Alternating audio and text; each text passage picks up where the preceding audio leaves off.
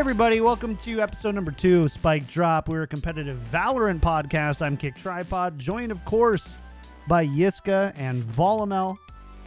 We've got an exciting, fun-filled episode for you today, I promise. I promise you these things. This is what I do. I promise, and I make promises I can't keep. Yeah. Thanks again to everybody who tuned into episode 1, by the way. We really appreciate it. Over 100 subscribers on YouTube. Couple hundred listens across different podcast platforms, and they weren't even on the podcast platforms for the whole week, so that was pretty cool. We finally got on iTunes on like Wednesday, but we're there, we're set up, ready to go. So you can now download Spike Drop anywhere you can download any podcast. Apple Podcast, Stitcher, Podcast Addict, Google Podcast. It's literally everywhere, which is pretty cool. We switched to a new podcast host. We've been using Libsyn for Tactical Crouch for a long time. And I'm like, you know what? This is getting kind of expensive for how long the shows are and how frequently we're posting. So I'm going to try a different service. And I switched over to Anchor because Joe, Yiska, I believe you guys have both used Anchor for your own stuff. Yeah.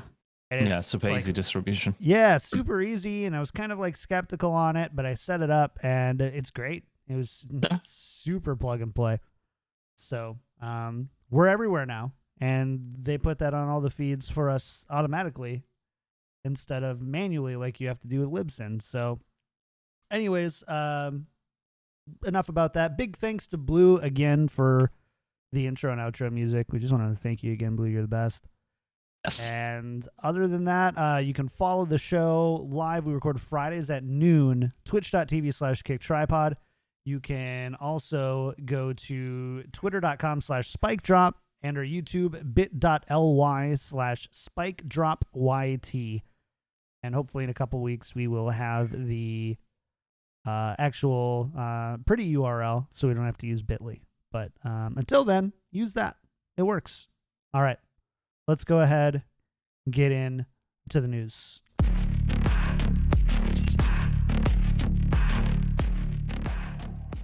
A lot to talk about this week. Too much to talk about this week. It feels like there's so much, but let's start with the easy low-hanging fruit here. Did see a hot fix on Tuesday. Did you guys see the bug with Cypher's camera? Cypher's camera? Bullets? Yeah, that's. I'm excited to talk about that in a few years. Like, remember back in my days when you could give Cypher's camera an eagle? Isn't that pretty interesting? Yeah. Like that's the type of like beta stuff that's like kind of fun and endearing like 4 years out. But yeah, when you get shortied by your enemy Cypher camera, it's not the most pleasant thing in the world. Of course, like Chief Esports Boomer Monty already coming out with a low hanging fruit, going like coded like minions. Like, come on. See, what was interesting is, and I don't think we ever got to, or I didn't see anybody actually try this. If Cypher's camera works like a minion, I wonder if Owl Drone worked like a minion. And we just never got around to figuring out how to give Owl Drone a gun. Because that would have been obnoxious.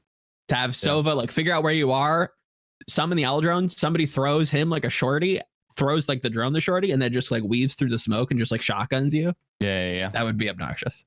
Yeah, very. I'm all about it, though. These are the fun bugs that you want to see. You can use Owl Drone to boost people up in corners. Yeah, I've seen that. Did not know that. Interesting. Yeah.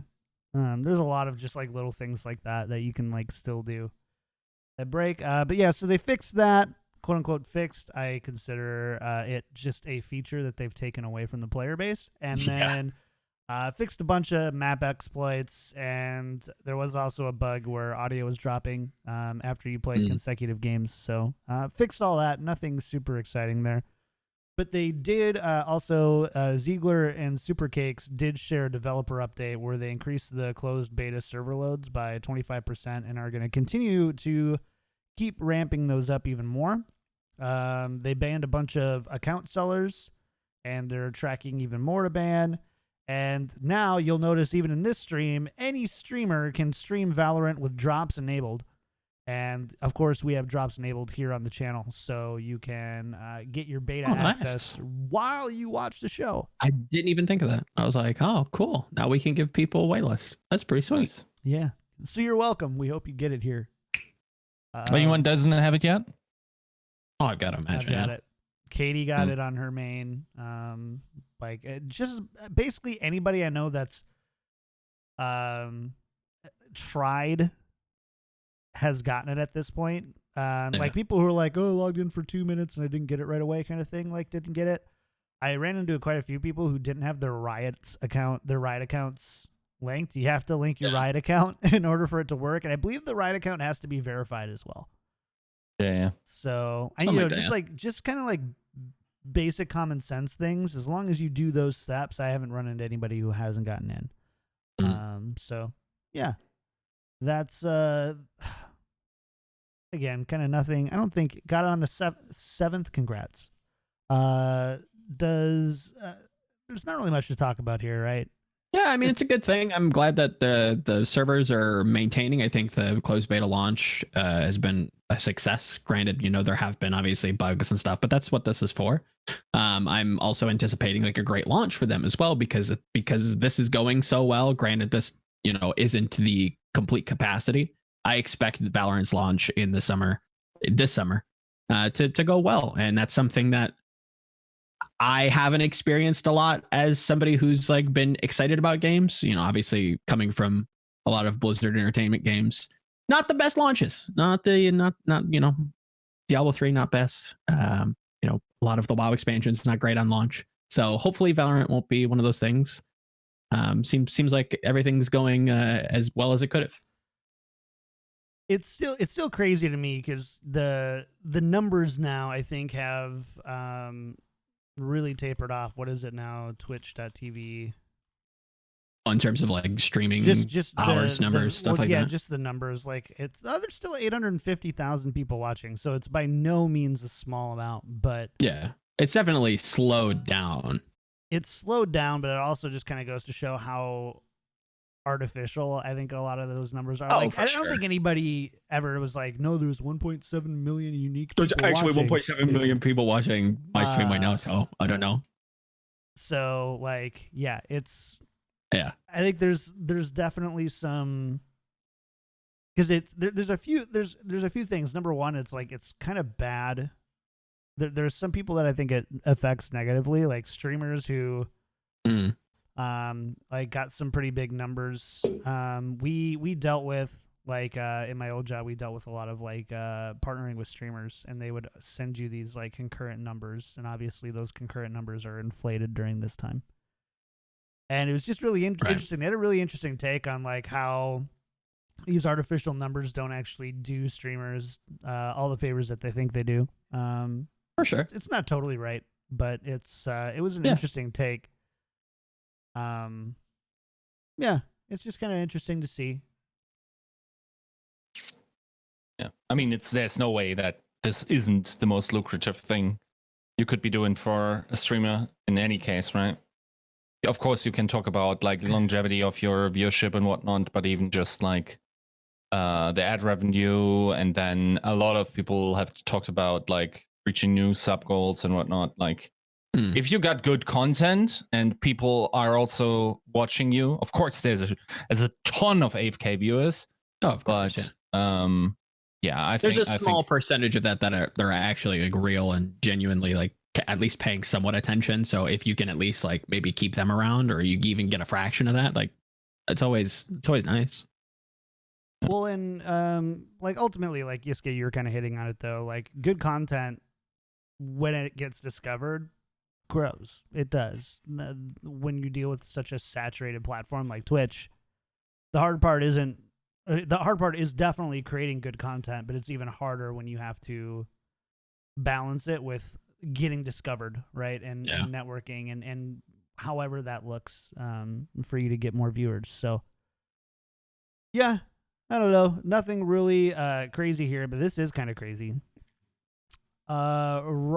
Vanguard anti-cheat. Okay, so we should probably start by saying we are not security specialists. Not in the slightest. We are not authoritative on this at all. Like, what's in a fact, kernel, you know? If you're alone in the room listening to this right now, there's a good chance there's somebody in that room who knows more about this than we do. See, this feels like a NordVPN plug, but it's not though, you know? brought to you by Nord. Yeah. No, not brought to you by Nord. Not yet. But there's been a lot of concern around Riot's approach to anti-cheat. And essentially how it works is Vanguard makes use of a kernel mode driver that starts operating as soon as Windows boots up and has access to the lowest levels of your system. That's obviously concerning because anything that has access to the lowest levels of your system has access to lower levels of your system. It's not, there's room for exploit, data loss, instabilities that, like crashes work on the blue screen level versus, an app crash or stop responding or whatever. So there's obviously there's a lot of concerns about that. Riot does claim that this is a necessary step as some popular cheating tools run at the kernel level and make themselves look legitimate to user level anti-cheat tools. There's also the fact that other popular anti-cheat tools use kernel drivers like BattleEye and EAC. That's straight from Riot Arkham, who I believe is the lead on Valorant's anti-cheat team. And he also said Vanguard doesn't scan anything unless the game is running. It's designed to take up as few system resources as possible, and it doesn't communicate to our servers. The Vanguard driver does not collect or send any information about your computer back to us. Any cheat detection scans will be run by the non-driver component only when the game is running. So we've got a room of laymen here. So we can't like go in and like be like Riot's telling you the truth or they're lying to you or I'm not sure it matters about System 0 because of this architecture. Buzzword. Yeah. We can't do that. But I can ask you this. Are you guys at all concerned about Riot's approach to anti-cheat? I don't think so. I think on one level we got to say this is like I saw, for instance, Rich from TL, and he said he doesn't have access yet. But okay, for those that don't know, Rich, like he has he's like the Team Liquid guru of like all things code. Okay. And you might remember him from the StarCraft days. I'm not sure. And doesn't ring a bell, but regardless. Yeah, he basically says like because Vanguard has kernel level access, it's the most intrusive stuff, of course. More intrusive than VAC, than EAC, than all BattleEye, all these anti-cheats that we have across the different platforms, right? So, yeah, that's a concern in that regard. I don't know enough to tell if that's actually effective in any way. And if it's an end justifies the means situation. Yeah, I cannot even give you a hint as to how problematic that is from a privacy point of view. I don't know, based on like what could realistically be shipped out. Right. I mean, what is realistically already been shipped out by the clients that we regularly use in comparison? Just don't know about. Yeah, is there shouldn't we then also be concerned for other data privacy issues in the same, or does that go further? I cannot tell you that, but it's like if it actually helps, we don't know either. Like at the end of the day, like as we said in the first episode, an anti-cheat is first and foremost detection, and not necessarily automation of not just automation of bans, but also going down to the hardware ID level and banning entire systems, just so it's much harder to maybe not cheat for the people programming these things, but definitely for the layman that just puts it on their PC, and that keeps the numbers low, right? So in that regard, if that helps, okay, that's fine. Well, it also means the time to ban is faster, according to Riot at least, that it allows them to push fixes and hot fixes a lot faster to that side. And it does, again, it does stymie these cheating things that do use the kind of root level exploits to do that. It sucks, right? Because like it kind of comes down to like my parents were always like with Google, what we'll use or like Facebook. It's like whatever, the government already has my information anyway. It doesn't really matter and blah blah blah. Yeah. And like it's really easy to like apply that kind of logic here and just kind of like whatever. I either play the game or I don't. Riot probably already has my information anyway, or that information is somewhere else, and therefore whatever. And at the same time, like the alternative is to not play and speak up about it and potentially never play. Probably never play, because this probably isn't going to ever change. What I will say is, we in Overwatch, for those that exclusively might watch us because of Valorant, in Overwatch we currently had a ban wave where on the innate ladder 100 accounts were banned out of the top 500, which not only is nuts in the sense that we're losing 1/5 of the players in there, but you also have to consider that there are a lot of double accounts of those of pro players, reducing further the share of actual people that not cheat within the top 500. So, of course, then in relative amounts, it doesn't really matter. It's just like a numbers thing, but it's still worrying that this is so like just think of if you have a top 500 game, odds are you have a cheater in your game, and that is pretty nutty. That shouldn't be the case, and that should be tackled somehow. But especially if Valorant wants to take its ladder seriously, like we have heard these rumors of like maybe even top level ladder positions being paid or something. Maybe we will need price, maybe we will need something else. And I'm not even sure if, like, for instance, an Overwatch system in terms of like CSGO Overwatch system would help, right? Because I think there's also a fear of a lot of false positives. So I don't know what it's such an uphill battle, isn't it? So, but yeah, it is a shame because in other non-FPS games, that allows the ladder to be taken very seriously because the cheats either are detectable or not that potent. So for instance, in League, okay, there's scripting, and I'm not sure if they are smart scripts, but the cheats that I saw in terms of scripting, in terms of like keeping distances, hitting skill shots perfectly and whatnot, they're not smart in the sense that they aren't obvious when people are doing them. Yeah. So scripters are pretty easily identified. In CSGO and stuff, they have actually started humanizing these aimbots where they are a lot smarter, and especially for smart players to use them, it's very hard to detect them by eye. And then also some people are just nuts or have like a weird clip. Everyone, like if you go through the history of every CSGO player, you will find 4 clips, 5 clips that just look sus. Right? I don't think you can be a pro player if you don't have a few of those clips out there that you've put out, because there's just that's how good these players are, at least 1% of the time, kind of thing. Like they can hit that one flick shot that just seems super. Stop saying sus. Sus is not a thing. It is. Sus is not a thing. We're not saying sus. Sus is not a thing. I'm saying sus. I'm saying sus since which was the game we played, like this witch trial game? Town of Salem? Town of Salem, yeah. The Insane sus is a thing, and beforehand, sus was Trouble in Terrorist Town. Sus is not a thing. We're not doing sus, and stop it. Well, you're sus now. Just stop it. It's a bad term. It's a bad term. It's just a dumb word. All right, lit. Let's go on to the next thing.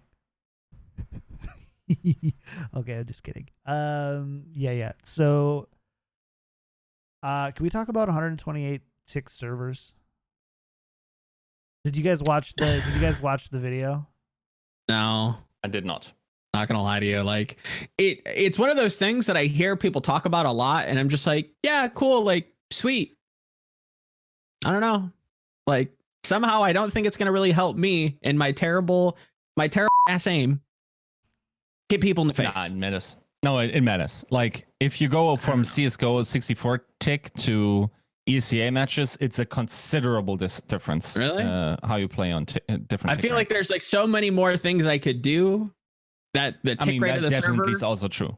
Yeah. Not really going to impact like my shots like at the highest degree. I can practice more. You need to watch the video. Like the difference between like a 28 and 128 tick server is like a head's width off.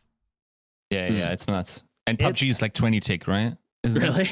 Yeah, there's like some that are just, I think Overwatch is too. Though there's like, it's kind of like upscaling in a lot of the ways that there's just like, there are technology, just because it's 20 tick doesn't necessarily mean that all the time is that far off. Like it's not a true 20 tick server. But it was just really interesting because the movement and the smoothness. I'll have to check it out then. It basically would show a clip of them, like basically at a wireframe, and every time you shot, it would show where the head or where the model is on your client and where the model is on the server. Mm-hmm. And so when they shot, you would see on a 20 tick server, they were like, like that kind of thing on a 20 tick server. Then on a like a 128 tick server, it's just like that. Really interesting. Go to look. It's definitely worth a watch. Dave Hieronymus and David Straley are like the guys in the video. I remember Overwatch did. Do you guys remember Overwatch when they explained their server stuff, and they had the two guys with the cups, the Farrah cups? I don't think so. Jeez, watch. It's called. There's a website out there called YouTube. Watch it. Really interesting. I don't think I've ever heard of that. How do you not? Anyway. YouTube. What is that? Yeah. Google. Yeah. The internet. Amazing, right? Okay. No, genuinely, I have to check it out, because if it's that big of a deal, then it's worth like kind of at least having some sort of like cursory knowledge of. Yeah. It's I think it's a pretty big deal. Like it was at least impressive. I don't actually know how to like compares to other like FPSs, but the fact that they were able to demonstrate it in such a good way. I guess the big thing is like, if it's that big of a deal, then why don't more people do it? I mean, it sounds like it's pretty bandwidth expensive. It's also like Riot has their own servers. Okay. So it also has to do with like how they're able to route to their own servers. And not all of them are their own. They like rent some. They have some like, cloud-based ones, and they have like their own dedicated ones. And I'm sure it's more complex than that. But just to like, kind of say it at a high level. And so like all of that ends up kind of playing back into how how it works, I guess. And so because they have ways where it's like, if you don't have a great connection, we'll actually they'll not downgrade you, but they'll essentially lower your tick rate to 64, I believe. And then but they're able to do it in a way that the players on the other side don't get like inaccurate information. They do some sort of like smoothing so that, because otherwise you could like have, fake a bad internet connection, right? And then look off on other players' games. Some tech wizardry that is much past my pay grade in terms of brain cells. Yeah, it was really interesting though. The concept of it sounds like it's really great. I haven't really heard of people having issues with hit register. I usually, when friends of mine or people that I play with complain about stuff like that, it's like, oh, I'm lagging, or oh, the tick rate's so bad in this game. Like, I've never complained about tick rate. Yeah, monitor refresh rate, I can tell. Like, I can tell that. I just don't know how much that really impacts my terrible aim. Come on, bro. Like, you're not such a grandma that, like, if you play PUBG, you're on, and sometimes it just doesn't ding them. Like, that happens all the time. Leading is the worst experience in PUBG. And, like, if I think back, like, the old DayZ days, holy, that was unreal. Arma? No way. That was so bad. That's fair. Yeah. Yeah, it's interesting. So definitely check it out. It's a cool little video. Should we talk about esports? Let's do it. Let's go.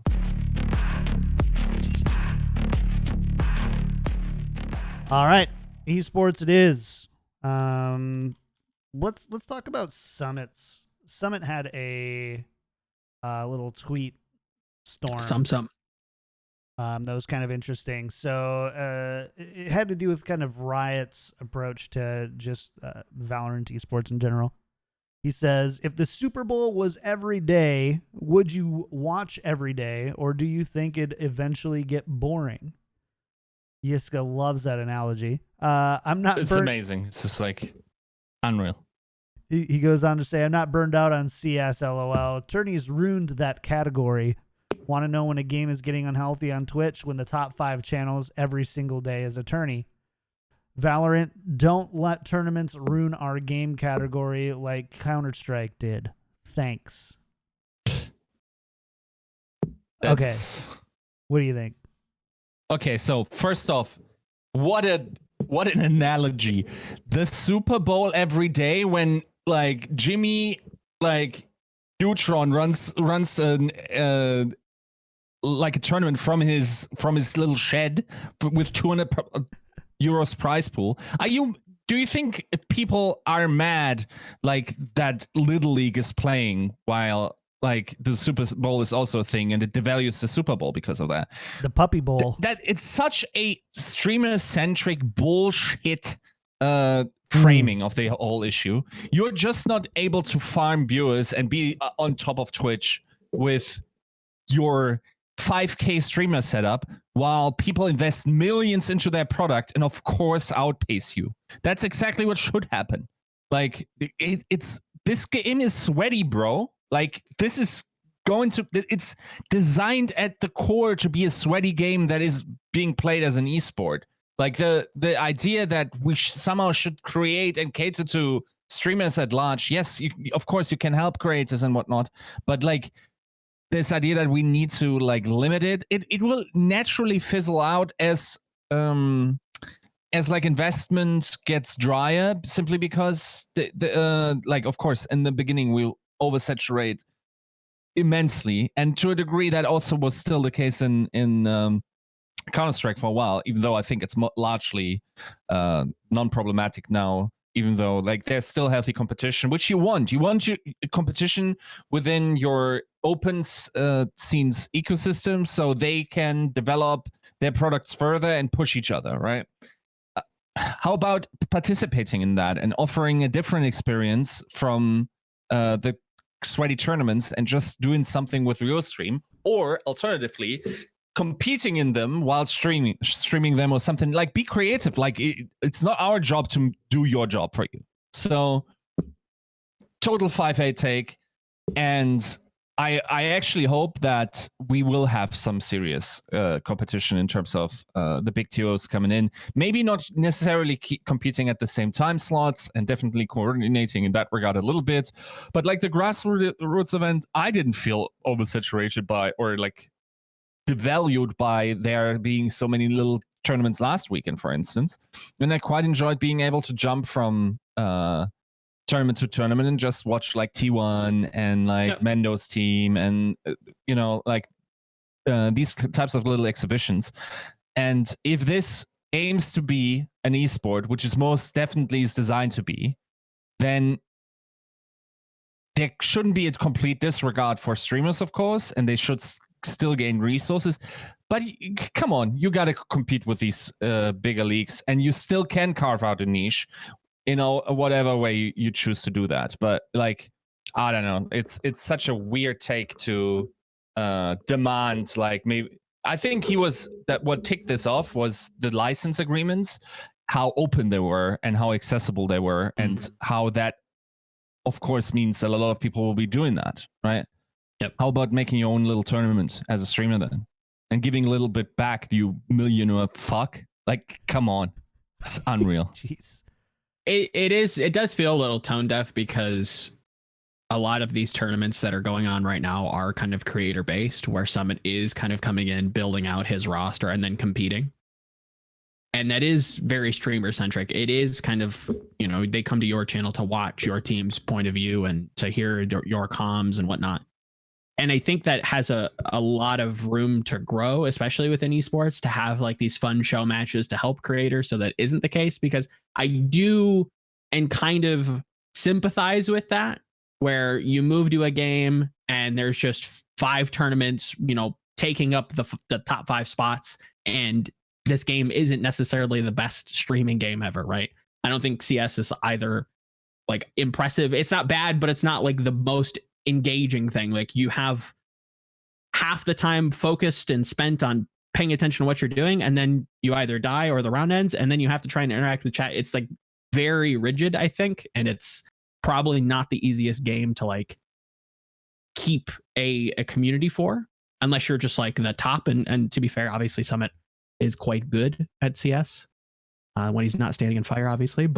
And honestly, I don't think any of these tournaments that he wasn't playing in ever eclipsed him in viewers. Yeah, I obviously I think what he's saying is like in the big picture, like in the future, pushing streamers out hurts part of the community. But obviously, when you look at CS, I think they just hit like a record number of players. Like what was it like monthly active users on like the Steam statistics page? Like, they're doing very well in terms of just player base.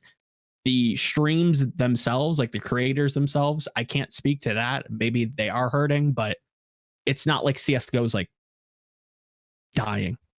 Not a dead game. Like, the game is still thriving off the back of these tournaments, off the back of the esports. I'm really surprised you guys took this stance, because I feel the opposite. I do. And there's a few assumptions of it. So regardless on what Summit actually means by this, he might mean exactly what you guys are saying. I think he means something different here. And I think what he means is that when all there is esports in your game that is pulling in viewership, you have a weak community. Do you think CSGO has a weak community? I honestly don't know that much about the CSGO community, but from the content creator, I would say, do you think Overwatch has a weak community? But we also don't have like 5 tournaments, or like we don't have what Summit's talking about. Because we've outgrown those. To now we only have centralized tournaments. Even then, but that helped. Back then, that never happened. Streamers. Yeah. I think the problem is that the game is bad, and that's why. It's not that the Overwatch League is constantly on and oversaturates the thing. Like, Overwatch is just a bad viewing experience in every angle. And that's why it's not being watched. I mean, I agree with you. It wasn't great, but there was a time where there was a lot of streamers playing it who really loved it and enjoyed it. Sure. But I don't think the tournaments pushed them out, though. I don't think it was the tournaments that pushed them away. And again, I'm not saying that that's what he's saying. I'm saying what he's saying is, when you have more tournaments than you do like high-end content creators, you have a weak community. It's not a this caused that type thing.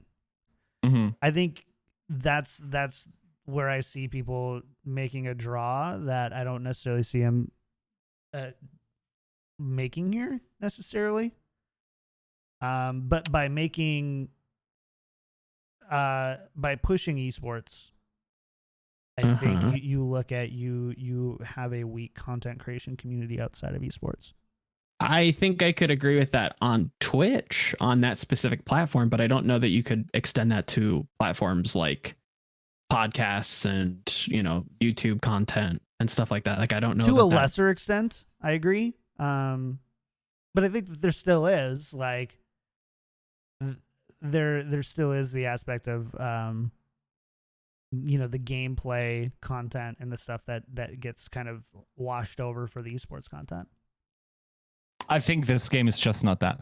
I think it can never be a good stream game. I think there are games that are just kind of pigeonholed into being that, and CS and Valorant could be one of those games that is just very much like, we know we want to be esports. It's not really geared towards like a casual content creation kind of audience. So it is going to kind of be dominated because the esports like TOs can utilize the tools that the game inherently has better than just Joe Blow, who has a YouTuber, some guy with a Twitch. Not saying obviously I don't think Summit is this some is guy about with a Twitch. Joe But Blows though. This is the in between summits and 100 plus concurrent viewer people. This is the 50,000 subscribers on YouTube people.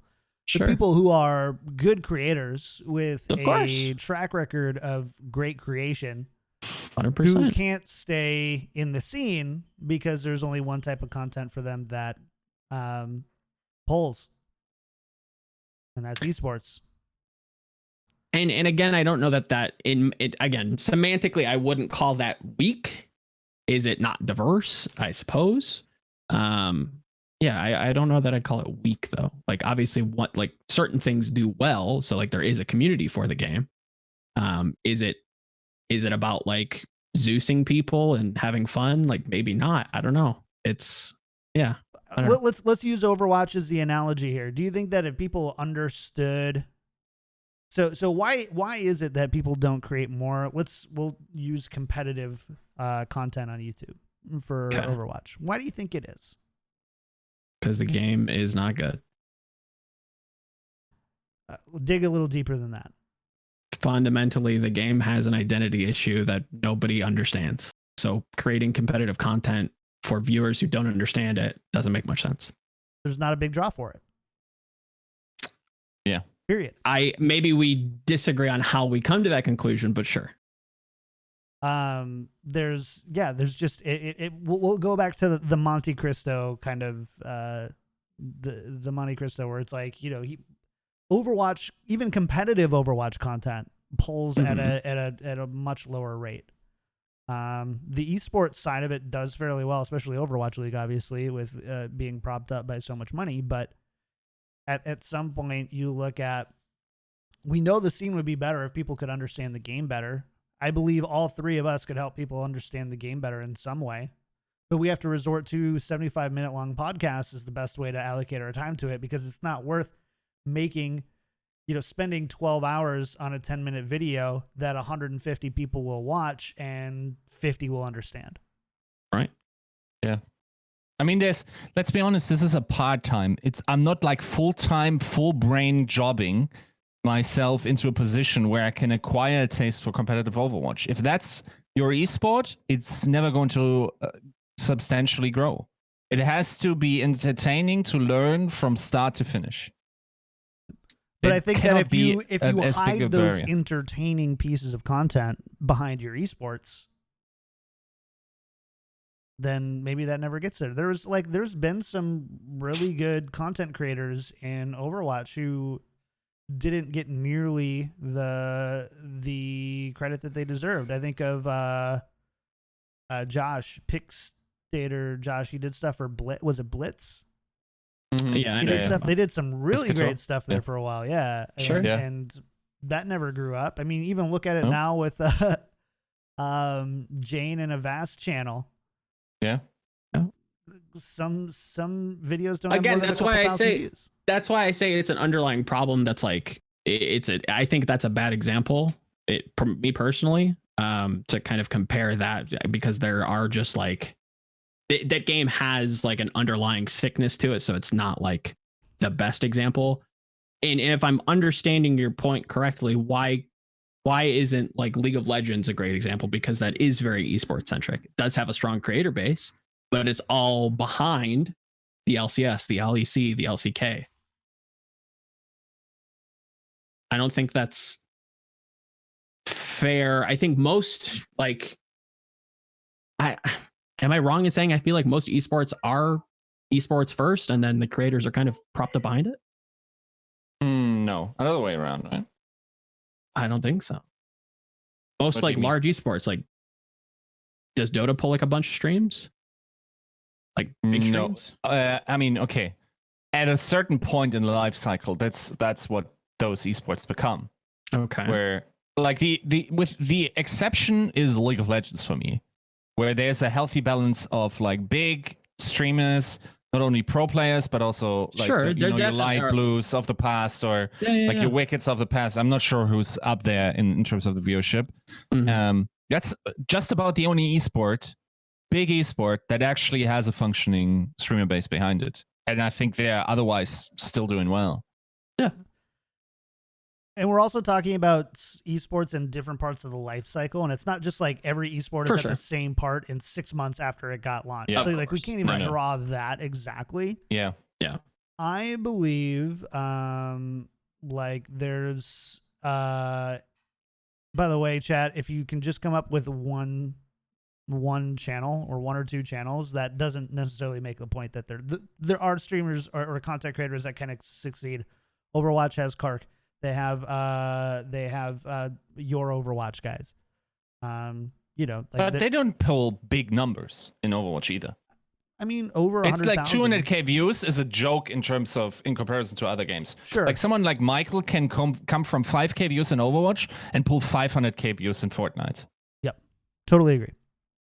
So, Totally agree. So it is small, but the point is, number one, we don't know what type of content Valorant can pull if it immediately gets overshadowed by competitive content.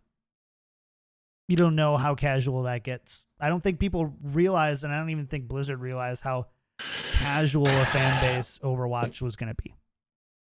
Okay, yeah, I agree that, but this is fundamentally different to Valorant. I feel like at the very core, I'm releasing an article tomorrow that's talking about what it's like to be raise an esport, and like it's of course not like if you have a child, right? Like for instance, okay, we're getting a little psychological here. There's a famous quote by Carl Jung, which is like a big psychologist, right? Like I think from Switzerland, and he basically said that a child is never a blank slate or like a tabula rasa is what he used, right? So if you are born, it's not like you're freely malleable and you can become whatever person your parents nurture you into. You have genetic makeups and just like anatomical specificities and attributes, and in the very same sense that is true for esports. On the one hand, you have the Overwatch experience, which is like a lot of trolling around, a lot of weird stuff in quick play, a lot of like the lore has a huge part in that, a lot of storytelling, people getting engaged through the more like what is the feel of the universe rather than what's the feel of the gameplay. Completely different for me in terms of how Valorant feels, because we share a bloodline with CS. That's where we detract these viewerships from. We can expect a completely different community feel to it. Our toxicity will feel very CSy. Our content will feel CSy. Our like what kind of people are in our community will be very CSy, at least in the start of it. And then once we started maybe a little bit moderating, and like the people within the scene that have a voice will also change it. But inherently at the DNA level, I think Valorant is sweaty. And I don't think you will ever make it a streaming experience unless you bring out like other game modes and develop there. It's never going to be super fun. There's never going to be at a representative level someone that just like trolls children for the sick 360 clips like in Fortnite, because the SBMM, so the matchmaking system, will just not allow that to happen to the same degree. So it's also limited by the system how much you can actually outplay people, even though yes, that is more the case than Overwatch. So let's just go back to, we're right in the sense that Overwatch probably just isn't a good example on the face of it. But I honestly don't have enough functional knowledge of the CS scene, but we're gonna try to go on this analogy anyway. So I think what Summit is trying to say is the overall content creation community, and therefore the people who consume the content, would be in a healthier spot if the viewers' limited amount of time to view and consume content wasn't based on the obligation to consume the 5 esports going on, because that is the highest tier of what that game is about. It doesn't have to be all esports or nothing. Yeah. Is that okay? I agree, but that, I think a little bit I have a problem with the overlap and the mechanics of that all, because it presupposes that people are never going to tune into streams that are entertaining but aren't the top streamers on Twitch. And of course, to a certain degree, that effect of like, if I click on Valorant and the top stream is a tournament, maybe that denies some people viewers down the line. But I'm not sure how big of an element is that actually is, if the inherent core experience provides an enjoyable streaming experience. And to me, it feels like Summit is trying to have the cake and eat it too, where he plays the game that he likes to play while being able to compete for Twitch top spots. And that, on a consistent basis, has never been possible in the history of Twitch. I think Summit is probably the best person though to be in a Summit, because there's not really a data point that you can ever have to back it up without a time machine, right? So Summit is probably one of the best people in an authoritative position to be like, this is why I stopped streaming CS. Is it because he was a not entertaining streamer? That he didn't make good content? Is that just it? If the esports content is better than your content, therefore you're not a good enough content creator? Or is it that the game fundamentally doesn't allow you to kind of really showcase that personality compared to other games? That's much more the case than tournaments somehow stealing viewers from entertaining streamers. I don't think that mechanic is that normal. I think League has like a great middle ground where you can have, there's enough like insane like depth to the game with all the different characters, with all the different personalities and different ways to play the game and the different roles, yada yada yada, that you can have a personality and showcase that while also not being a pro player, and have that not divide but like those separate ecosystems in that title. Whereas CS and Valorant and these tactical shooters are a little bit more pigeonholed into that competitive sense, where it's not the easiest to showcase how entertaining you can be and let that shine through and let the viewers kind of attach to that. So I that's where I struggle with it. I don't know that's exactly what he's saying, but to your point, yeah, I think it's more of the game, less of him in particular. Obviously, he's very entertaining. I watch quite a bit of Summit, so. Turns out that as we were just talking about Riot anti-cheat, they just put out a tweet 2 minutes ago saying, over the last week, we've noticed a lot of conversation about Vanguard and its kernel mode driver. Our privacy and security team is here to share more about the new anti-cheat system and the steps we're taking to protect your data. Learn more here. Obviously, we haven't had time to review this, and it's quite long. It's not the longest thing, but it's dude, these damn pigeons come up on our balcony. They're just right there. There's 2 pigeons, and they just strut around like they own the place. Get off! Get off! Leave. What I will say, it's fabulous that we do another podcast on a game and huge news drops while we're recording. That's an instant classic. It's now it's not even like, oh, it's Tuesdays or oh, it's Wednesdays. It's early in the week. Today's Friday and they're dropping news. Granted, this has been very topical. Do you want some juice? If you would like to share. Hit us the juice. Okay, here's the juice. I have it on good authority that we're going to have a ranked announcement, and not necessarily it being put live, but an information about it soon. Interesting. How juicy. Really ranked coming really TLDR. for the juice. Yeah. That's well done. That is good to hear. I'm interested to see why they would do it in like closed beta, maybe to test like exactly like the matchmaking algorithm or something. Yeah. But cool. I mean, that's a good thing. I'm interested to play ranked and actually have people talk in my game. So that'd be interesting, and have my brimstones actually use their abilities. I Sweet. like not having talkers right now while I'm I still can't learning. stand it. I'm still on the learning curve though. I think you're at the proficiency point where it's a lot more strategic than like, where's the what button is this again, and where's point B again, and how do I get my map to rotate? So fair, but I also don't look forward to the toxicity that ensues with. Yeah, there's a mute button though. Yeah, that's true. I Mute them. People are toxic, man, in every game. Oh, Every I mean, game. people are just toxic in general. You just gotta hope that you roll good dice.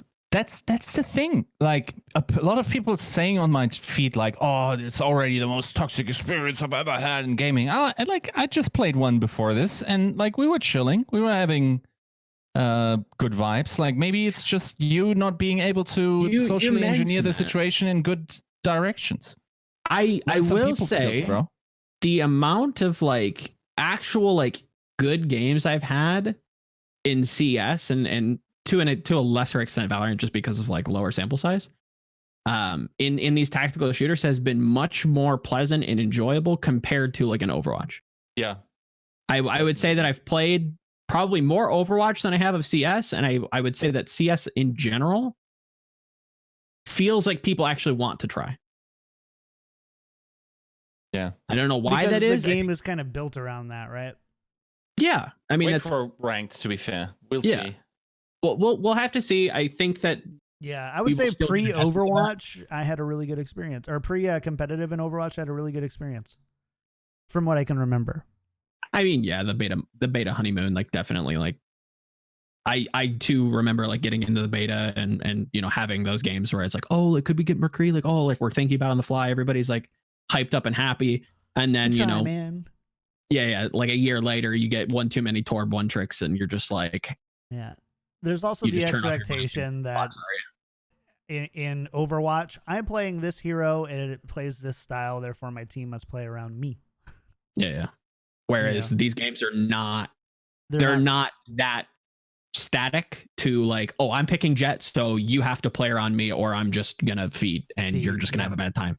It's more about like the fundamental like gunplay rather than like the character's abilities, and that I think lends itself to having like a healthier, not the most healthy, but a healthier experience on the ladder in terms of like communicating and teamwork and whatnot. Yeah. And that's still gonna come, right? It's always gonna get more granular to the point of like there is gonna be. We already see right now, like on what's the one that looks like Hanamura? What's it called? Haven on the Haven 3-site map. On the 3-site map on Haven C. Okay. Where you have long C, right? Like as Brim, there's like acceptable places to put your smokes, and it's kind of expected. If you have them, you put them there, and if you don't, you're bad. You kind of touch on an interesting topic that Valorant is going to bring in like new people to CS, so that isn't going to be like standard, where it's just like, yeah, you don't want to have to put your smoke in front of you, like you know. Logically, you'd say like, oh, this gives me cover. Well, I mean, you're not wrong, but now you have to push through the smoke. Mm-hmm. That's not something you want to do. You want to smoke their angles and have a clear path for you to attack the site. That's something that's going to have to kind of be like reintroduced into the community, because this is going to bring in like a lot of League of Legends people, a lot of, you know, card game people. This is like the hot new thing, kind of like how Overwatch was. So it's going to have to kind of like restabilize, readjust, kind of have to be retaught. And that could cause some friction early, especially like once rank comes out and, you know, 6 or 7 months into it, like could be aggravating for some people for sure. Yeah, it's inevitable. It's gonna happen. When you give people strategic things, they have strategic expectations on how to use that thing. Yep. And if they're powerful enough, there's going to be certain ways that make them more powerful than others, and there's going to be an expectation that you use them in that way, I guess. Yep. Let's talk about Valorant esports really quick though, and we're not going to really go into results, I think, a whole lot. But I do want to ask you, have you guys seen any particular like trends Oh yeah. in these? It definitely seems that there's, I would say, 3 heroes come to mind, or agents come to mind, that get used relatively consistently. But Joe, what are you seeing? It's definitely Brimstone, definitely Sage are like the two that seem to be like complete locks, and then there's some sort of interplay. I've seen a lot of Breach, A lot of Cypher, which is good. A lot of Cypher as well. I think that so to kind of like break down, I think those are the 3, right? The Cyphers, the Sages, the Brimstones. Brim just gives you like ridiculous amounts of cover. I would argue that I think Omen should be kind of put into that category. He hasn't seen the pick rate yet, but maybe it's a stylistic thing. Maybe it's a strategic thing. Maybe it's like more between Jet and Omen, right? Yeah, I still don't. We can talk about Jet, but to talk about like the big 3, right? Brim, Sage, Cypher. Cypher just gives you so much free information, non-committal information. I feel like Brim is not part of them, dude. He definitely is. Definitely. No, there definitely have been more. Like the play rate of Raze is higher than the play rate of Brim in top 4 settings. From what I remember, and pretty sure most of the games that I've seen has had Brimstone and Sage. I think least. That's what I mean. Sage too. is most definitely 100% click rate always. Like that's not right, but like Brim. I definitely saw games without him, and I also saw games without Breach. I mean, yeah, Breach definitely like is on the fringe, but I would put money on the fact that Brimstone is going to be in like I'm with Joe. I'd say too. 85% of those games.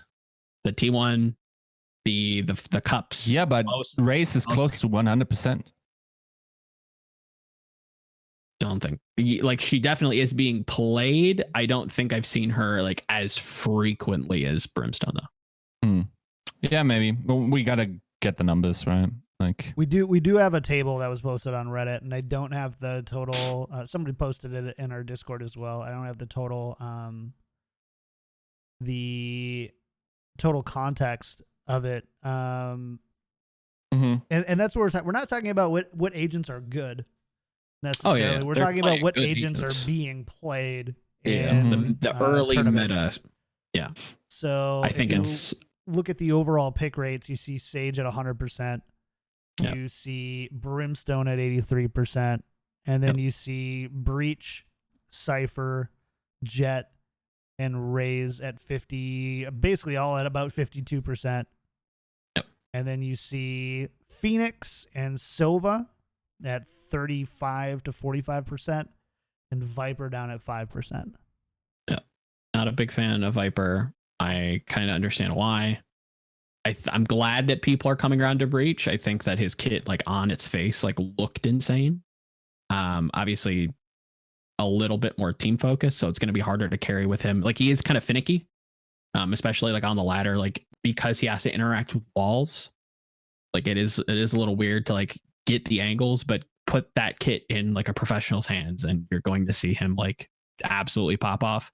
But Brimstone just gives you so much cover. It's free cover. It's non-committal. It's cheap. Granted, That's like Stim Beacon, it's cheap.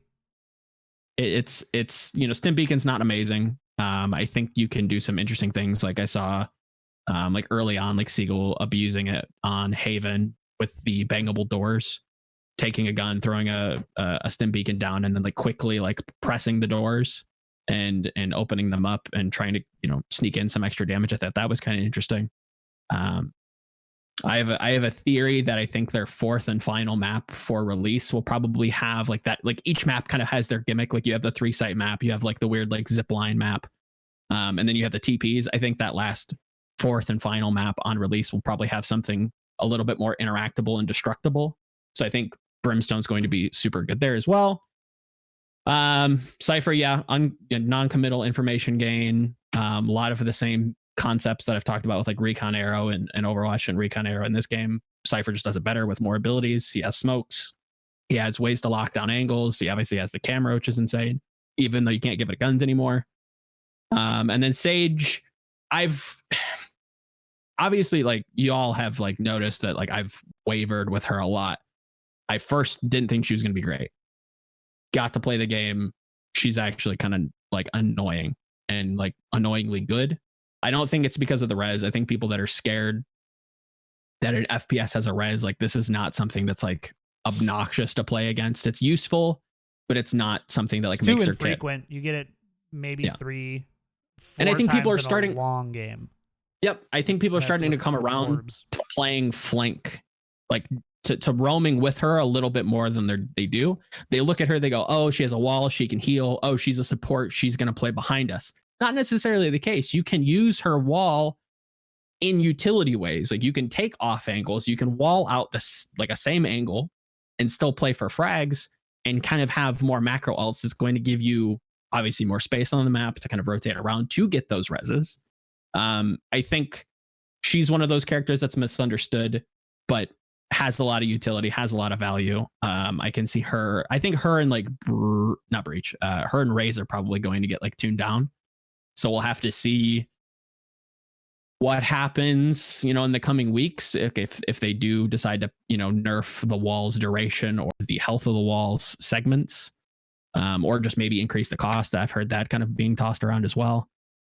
That could be interesting to see how it affects the play rate and see how else is who else kind of fills in the blank. But yeah, I think those three I would say are early staples, and then you fill in the blank depending on the map. Like I've seen teams play a little bit slower, so they add an Omen on Haven, or they want to play like a fast style on Split or Bind, so they bring a Breach and a Phoenix and they flash around corners and they're playing really really quick Valorant, and they take sites super quickly. They don't have to rely on smoke all the time. They can just kind of peek angles with the cover of the flashbangs. But yeah, I would say those three agents are a good starting point.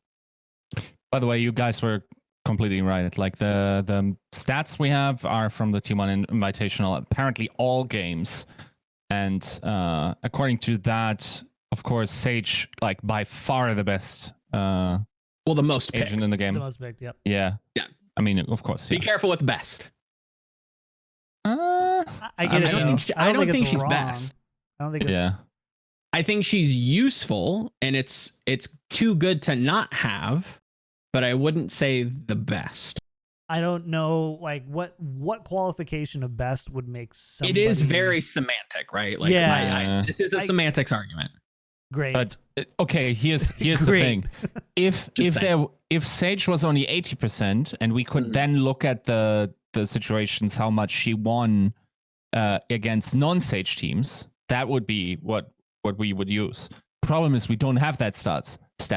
Sure. Everyone's always picking Sage, which to me also already communicates that she's the best agent for whatever role she's occupying, most versatile.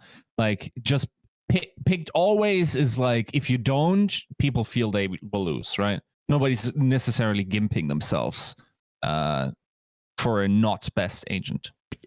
I guess the hesitation with the clarification of best feels like it's in a smaller sample size. Like early, like on day one, I would argue that most people would complain that like Raze was the best, sure. Right? Like she picked a lot, she's obnoxious, she gets, gets all these like cheap kills. Now we're seeing that taper down as the game comes out. A lot of people wouldn't have said Cypher was meta, right? Now he's kind of becoming into that play rate. I'm not saying that because of a nerf, Sage will kind of taper down. I think just generally as the game progresses, I would be interested to see if she is considered the best. I'm not necessarily denying her that right now. I just don't think it's fair just yet to talk about like the best agent. Like best right now. Obviously she's very good. Sure, I could agree with that, but like again, it's semantics. Like I don't need. Yeah, I just need to turn up the filter. Like, there's no reason to have this. Yeah, like it's like Sage, okay, Brimstone, and then it's very, very all open with a lot of them. Flying around between like 45-55% win rates, which makes it feel balanced. Very surprised by the 36% Sova. That feels like from the games I watched feels high, but maybe that's because I watched a lot of Brax and AZK who just don't use them much, and then Viper completely dead. I think last, most right? of like the early Sova players, like not necessarily myself, but like I think the feeling I got from Sova where he was going to be like the information gainer has been replaced with Cypher. He just does his job better, it feels like. Yeah. And you kind of mentioned this pre-show talking about how Recon Arrow like doesn't interact intuitively, let's say, with Smoke. Smoke genuinely blocks LOS, obviously. Yeah. But you would imagine that Recon Arrow is like the counter to the Smoke, so it would pierce the Smoke and show within it. That's not apparently how that works. Yeah. If you are in the smoke and the Recon Arrow is in the smoke, then it works. If you're outside the smoke and the Recon Arrow is inside, it just stops. It doesn't. It's And based on if you're things that are in inside and it's LOS, outside, and technically the smoke is out of LOS. Yes, exactly. So it's intuitive, but it's also like, well, I would imagine that this is like a it's counter. Different. Yeah, like I'm behind a box, I get it doesn't see it, but I'm in smoke, it should see me, kind of thing. Right. Like, I wonder if they changed that. I would imagine so. Just imagine the Recon Arrow has a little guy singing in it and just going like, "There's someone!" button, and that kind of the Recon Arrow is actually just a set of eyes, and if they can't see, yeah, exactly. And this is all too like everybody's learning and getting better at these heroes every day. So like we saw Raze, right? Like Raze was super overpowered, grenades, all that kind of stuff, and like I now know how large the radius is on her grenades, and I know when I'm playing a grenade against a Raze, I know where I can best position myself to not get blown up. I still think her grenades are too strong, but like the like surprise effect of like, dude, that was 20 yards away from me. Why did I just take 70 damage? The amount of times my butthole clenches and I'm just like, God, I hope please don't kill me. And then it like does like 60 to me. I'm like, oh my God, like why? I think she'll be one of those characters that is either good or like just like unplayable. Yes. Based on like the power of utility in this game, and she really doesn't bring much utility. Like the Doombot is useful and can give you some information, but like the rocket launcher, even as it stands now, I think will get outpaced with utility and player skill. Like the C4 jumping, and that's why I think Jet. Like I don't know if we have time to talk about the surprise amount of Jet that's being played. It's still shocking to me. I think that's going to like see a significant decrease as time goes on. I really don't think she's very good. Her ult's bad. Her smokes are bad. Her mobility is like very overrated at the moment. Just because you saw my flick shots when we were playing the other night, and I just went, yeah. I think if I like hit it, then it's. I like the idea of her ult though. Like the idea of getting a free gun effectively, which is kind of interesting, but she needs help. Yeah, I mean, this ult is not going to be like super good as long as this economy is as forgiving as it is. Yes, that's like a whole nother, like we got to pin in that. Like we'll have to talk what to change or what we'd like to see changed. But I think definitely I would agree, like having a slightly more punishing economy would be nice. Yeah. I think she would see a benefit in that regard because of her ult, and the ult would feel impactful. Where it stands right now, it just feels like a bad AK or a bad Vandal. And bear in mind, we're talking like this. For people who are just coming in right now in chat, we've been talking about the meta from a tournament perspective. So yes, we understand where the differences are and how there's more nuance on it. We're just talking about how teams have been building themselves in tournaments. And you're going to see that develop more as time goes on, depending on the map. Like I still think Cypher's very good, but I could see strategies evolve in the next few months where he's 100% pick right on Haven because he can lock down a site by himself. He gains all of this non-committal information. He has smokes, where Sova obviously doesn't. He has like this crappy like recon, not recon bolt, but like the shock bolts. Yeah, they're kind of bad, like compared to like Raze Grenade, doesn't really control area. Whereas like on Split and Bind, maybe Cypher isn't necessarily 100% pick rate because he doesn't lock down a site completely. Maybe you want more utility. Maybe you have Brim and Omen trying to smoke off sites and then try to do not smoke plants because that feels gimmicky, but controlling angles to attack these sites a little bit easier instead of just having to play through mid every game, because that's how it obviously feels right now. That could develop. We'll have to see, but we just need to give it a little bit more time. It's a it's an interesting time to kind of get into another esport, because that's like how the gears are starting to turn already. It's like, okay, like how can we predict the future? Not predict the future, but like where is the future headed? Yeah, for sure. Yeah, we got to talk about a lot today. Actually, I'm kind of surprised. Good for us. Good for I kept wanting to go to the doo-doo. No, please don't. Let's get out of here. I already have to hear that next. Yeah, you do, don't you? Yeah. Well, chat, thanks for hanging out with us for episode 2. It's gonna kind of keep going like this. We're still learning the whole. There's a brand new game and a brand new scene to learn. Brand new show as well, which has been a ton of fun to put together. But man, it's just like you want to talk about certain things, or you want segments to go a certain way, and you're like, oh, that doesn't really make sense here. Let's talk about something different, or talk about it in a different way. So we're always learning. We appreciate y'all hanging out with us though, in doing that.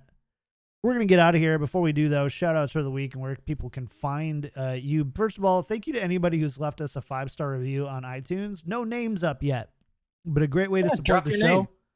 Go to iTunes, leave a 5-star iTunes review on Spike Drop, and we will thank you on the end of the at the end of the show.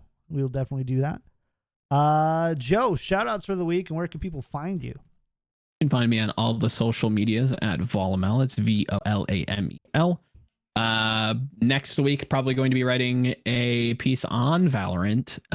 What that is just yet, not sure. Could be character specific. Could be talking about flanking Sage. I don't know. Haven't decided. But if you're interested in esports in general and maybe have a propensity to view some Overwatch stuff, talking about some of the Overwatch League players and writing about them, piece should be going live today about one of the Hangzhou Spark members, Godsby, formerly of X6, warm place in my heart. So check that out if you're interested. And subscribe to Spike Drop. It's a cool place. You're cool people. Do it. Yiska, what about you? Shout outs of the week. Where can people find you? As always, at Yiska out on Twitter. Tomorrow I'm putting out like the article that I referenced in the episode, which is basically like asking Riot what kind of a parent it wants to be to Valorant esports, and I'm making some comparisons to Overwatch, maybe also dropping a little bit of juice that has more or less been out in the community, but I haven't seen discussed necessarily at large, just to make the case what it is like to have a helicopter parent of an esports developer. And I'll probably have something, or that is coming out tomorrow at 5 p.m. GMT, Saturday, and then maybe I'll have another piece. We'll see, but you can check that out on ggrecon.com. Awesome. As for me, you can find me everywhere at KickedTripod, Twitch, Twitter, YouTube, all that good stuff. You can find the show anywhere, really, I think. Yeah, as far as I know. Most places where you could listen to podcasts, we'll be there. Hit the wrong so button, tune in. By the way, sorry for the audio listeners that heard that. So you can find us anywhere if you search for Spike Drop.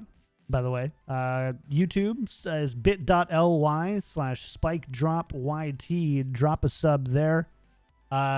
Especially if you don't always get a chance to listen to the whole show and you just want to get the guts of it, we do post clips of the show throughout the week there. So definitely do come hang out, do that. Other than that, thank you guys. We're going to cut the stream and be back in a few minutes with a special episode of Tactical Crouch with Curry Shot.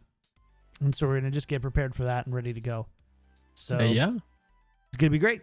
Thanks, chat. See you guys next time, next Friday, right here, twitch.tv/KickedTripod. Bye.